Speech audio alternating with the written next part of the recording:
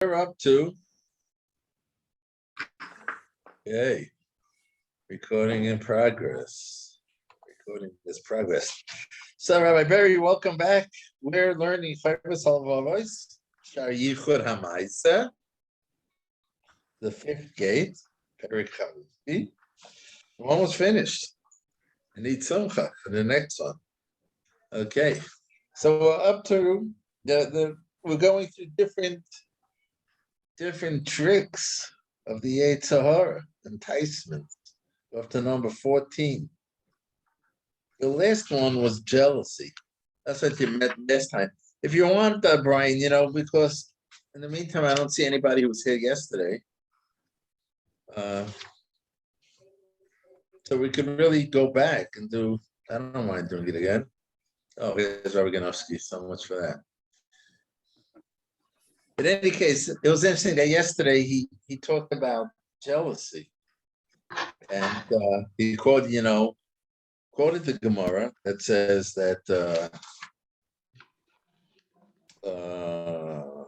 Kinas Chachamim Tarba. How's it go? Kinas Chachamim Tarba Chachma. That would be the good one. What's that? That would be the good one. That would be the good one. And basically, it ended up the way I understood from him afterwards. I was thinking about it. The difference is if the kinna like paralyzes you instead. It's like you're all busy with the other guy. Why does he have it and why don't I have it? Or the kinna that inspires you to learn more. And that's the good kinna. But if jealousy turns into inaction, you're not doing things because you're so busy with being with your kinna, and that's the Yetzer Hara. Okay, that's the Yetzer Hara. So we're up to, let's do this, page 280, the 14th enticement, competition in serving Hashem. How does the paragraph start? Well, the problem is it starts 14 times this way. Im lo yishlam lo, or something like that. It's really much towards the end. No, it's a little bit before Perek Shishi, which is also mamash at the end. It's maybe a page before that. Before where Perek Shishi, the end of Perek Chamishi, the beginning of Im lo yishlam lo mashikiven lepatois boy b'shar tasalikim b'teirosli. You have that? Is it before Perek Shishi? Yeah, a little bit before Perek Shishi. I don't know how much words you have on each page. Let's say a page before or something like that. Is it the last V'im lo Yishlam? It's not V'im lo Yishlam. Like, you have that? Yeah. Yeah. yes. Okay. V'im lo Yishlam lo mashikiven lepatois boy. If the Yetzer Hara fails to entice you, Bishar Dasal Lakim Teros in regard to the knowledge of Hashem and His Torah, which I think is what he meant last time with the So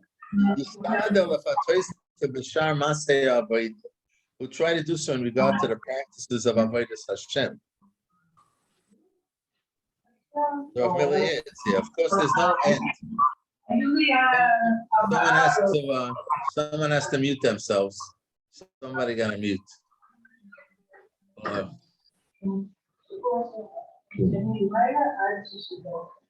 That, but you right, Barry, Rabbi Ganowski, somebody, a lot of background noise. 1 second. Could be. No, it's quiet now, so. Now we don't hear you. Okay.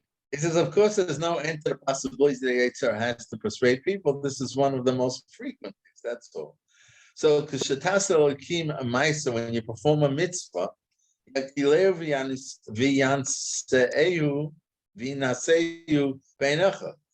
Yetzer Hara will exaggerate and elevate it in your eyes. And this will make you proud of what you've done. It makes it be a little bit gaiva. Look how I did that mitzvah. It was like mamish. Whoa. he'll consider it very, very great because you have a self-interest and you look at your own deeds with the most favorable attitude. Right? You look at somebody else. Oh, the yikla anshe dorcha etzlecha, and because of that, it's a very like human reaction, and I think we already pointed out when we used to saying it's a human reaction, but really what we're learning from HaLevavos is that it's the little Yetzer Hara talking. It's not a human reaction, it's the Yetzer Hara talking.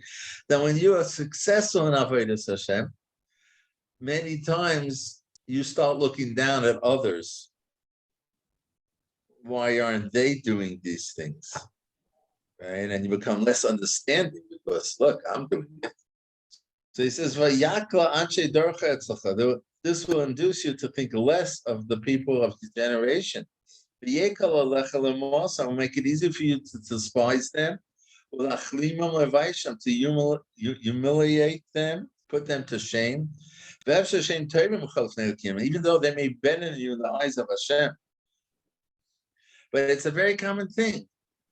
I know I did mention it already. I think everybody will enjoy it, so I'll say it for him. Right? I once read this book about Weight Watchers, about the whole Weight Watchers story. And there they mentioned that they found an interesting thing that when someone was successful and they lost weight, not always, but they had to be careful who they chose to lead groups, because many times they found that the person who was successful couldn't relate to people who were not losing the weight. They would look down at them. And that's not a very positive type of leader. So it's a horror here when you are successful in Avodas Hashem. What he tries to get you is that you should look down at others. And you should, they're no good.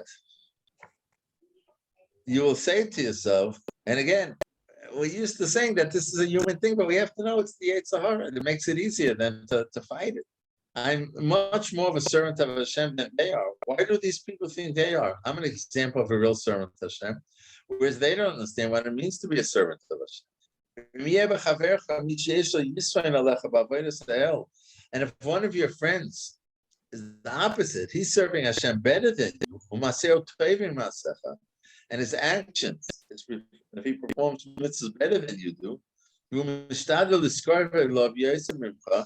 and he tries to draw closer to Hashem than you, the Yetzer will try to incite you against that person. So what happens here? What could he say?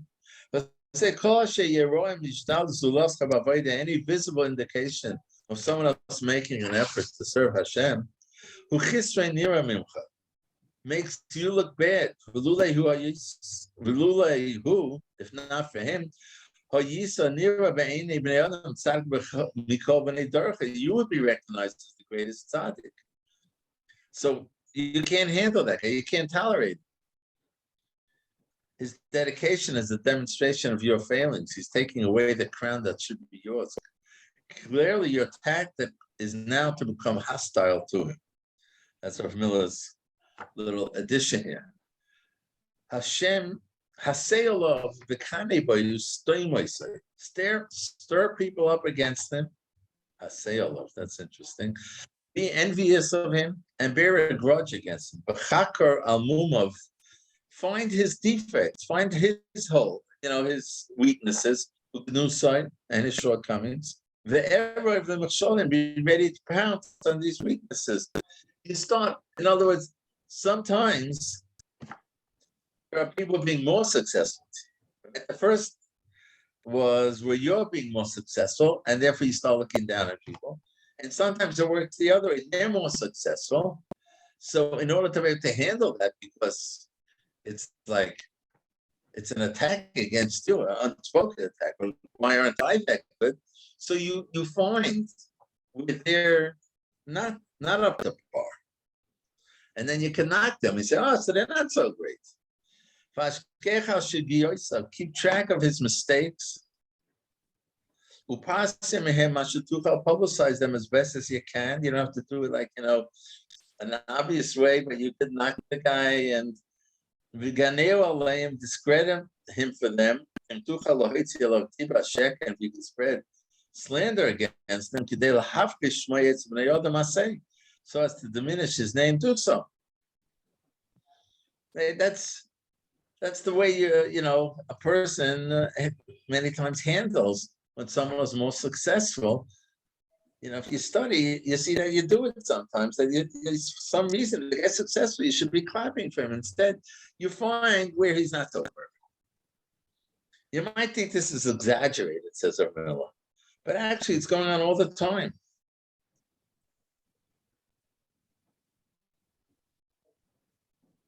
Oz Tashiv Allah. Oh, it's tough. So what's the answer to this Yetzer Hara? What's the answer to this Yetzer Hara? You should answer. Ve'ech emas misha ahev v'halikim. How can I despise someone who Hashem loves? If it's a man who exerts himself on a base, Hashem loves him. How can I reject him? How can I insult one who the Creator praises? Is it not enough that I'm being lazy and serving Hashem instead of doing achitos? Should I also hate someone who serves Hashem? You have to catch yourself and be true. Don't be little, be big. And say to yourself, what's going on? This guy is being successful. I should love him. I should respect him. Just because I'm not doing it, that's the reason for me to find fault in him. This is not the way to repay Hashem for what I owe him. Rather, I must love those who love him because I love him. Because I love Hashem. So I have to love those who love him, the way that he loves. I must honor those who honor him in order to honor Hashem. As it says, Hashem yechabed.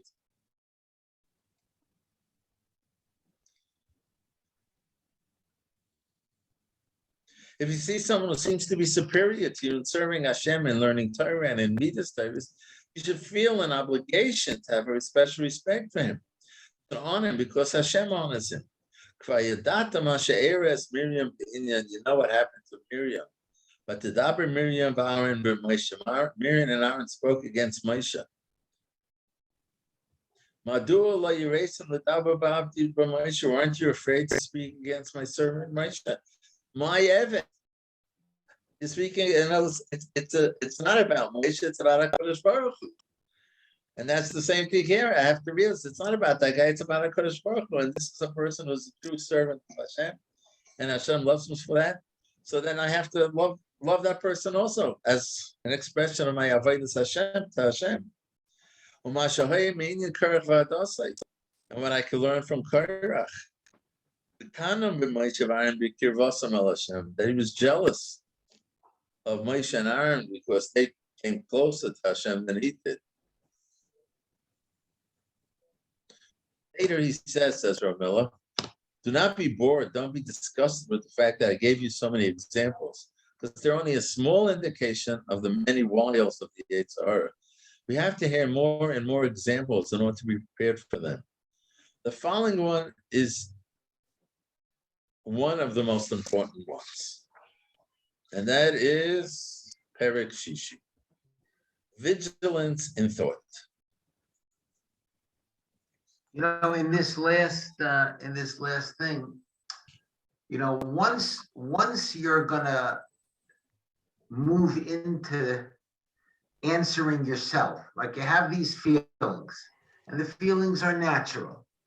Once you go down the road that you recognize it, that it's the voice of the Yetzer Hara, it's not you, it's the voice of the Yetzer Hara, and you have what to answer. Like, how can I resent this person the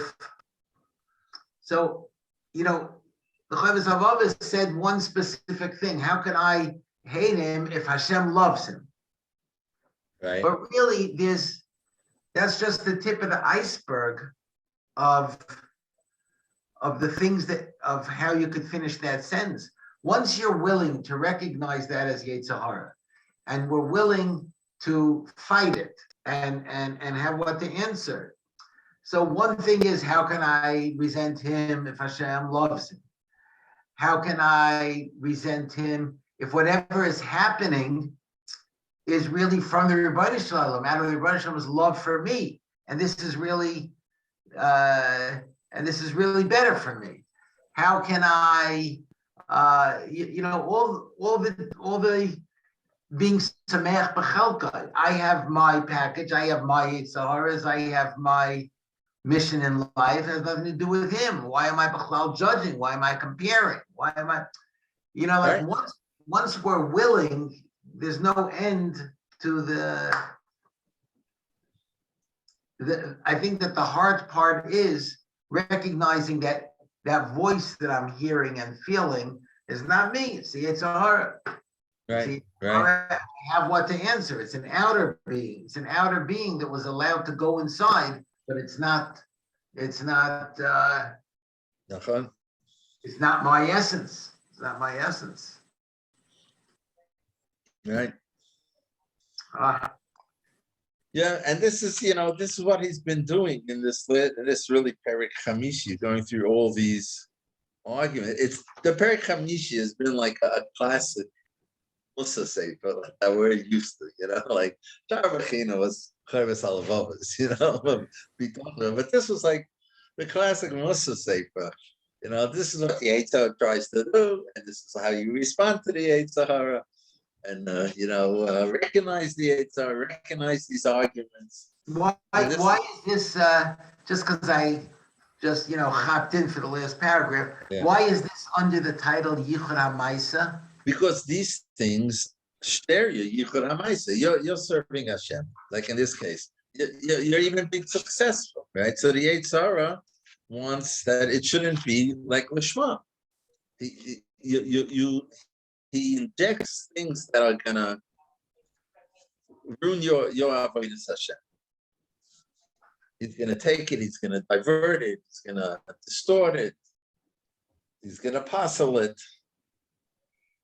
Yichud Hashem means that I'm serving Hashem totally. So here, for example, if you're serving Hashem totally, then you should be loving that person. And what you're doing if you react this way is that you're serving yourself. You're not serving Hashem.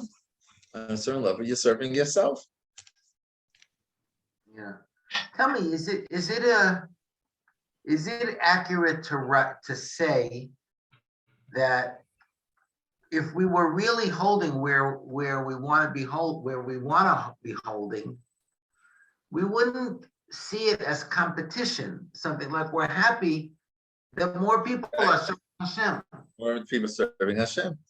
That's brought something that part of that itself is a Yetzirah, to be in any kind of a race, Right. Isn't that the concept by a Rebbe and a parent? There's never any, right? From a parent. child. The child excels and does tremendously well. The parent or the Rebbe isn't going to be jealous. They're happy that this person is so successful. Yeah, it says that by a parent, right? Everybody else is subject to, Yeah, that's just right.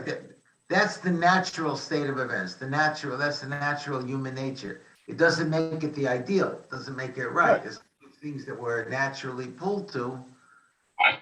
That's not the value system. Yeah, but it does say somewhere also that a person's avodas Hashem isn't total if it doesn't include that it bothers him and he works to be makar of other people.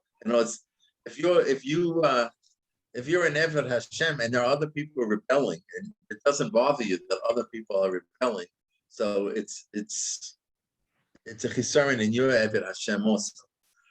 Right. And therefore, for your Eved Hashem to be complete, you have to be concerned about those other people who are perhaps not serving Hashem. Yeah. Okay, so now we could start Perek Shishi. In this parak, Chovos HaLevavos discusses how to guard your mind against individual stray thoughts and how to maintain full control over your mind. Okay. Ava zehiris b'machshava u'shmiras. Roi lecha shlei tis'alen lifkoi machshavtecha v'rayonecha v'sarv afei libecha. You should not neglect to pay attention to your thoughts, ideas, and impulses in your mind.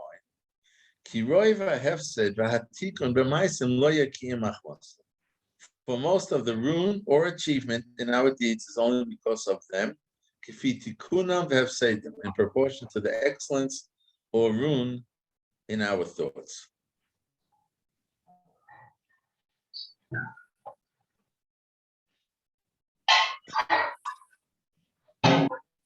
What did he mean by this?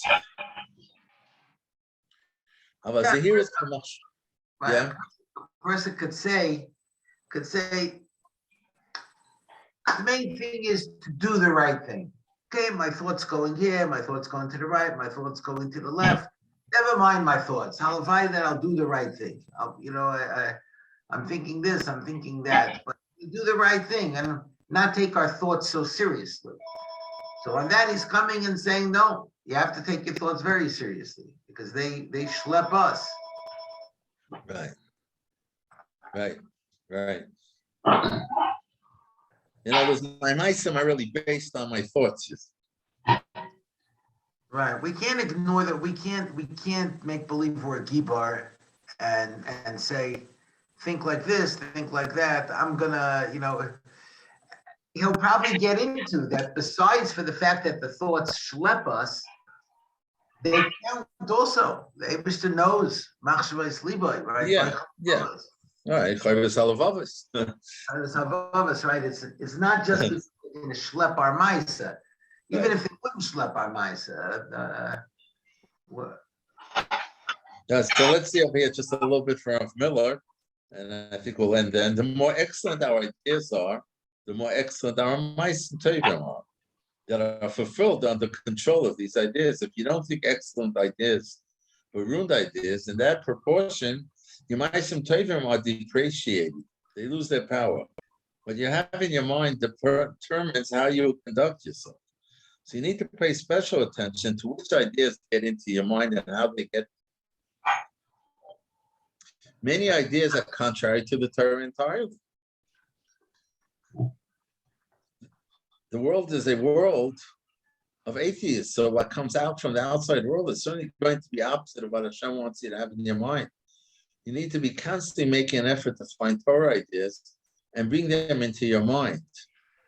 That's not easy because bringing in ideas is a learning process. You can't just imagine them or manufacture them on your own. Okay. The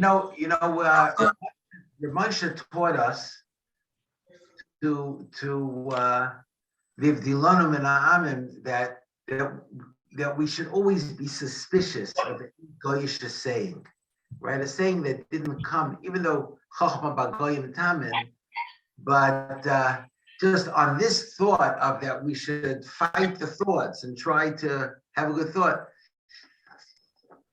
I'm a fan of this sign. Are you able to read it? If you focus on the hurt, you will continue to suffer. If you focus on the lesson, you will continue to grow. Right. Would you say that that's a Torah hashkafa? Is this like fulfilling what the Chovos HaLevavos is saying?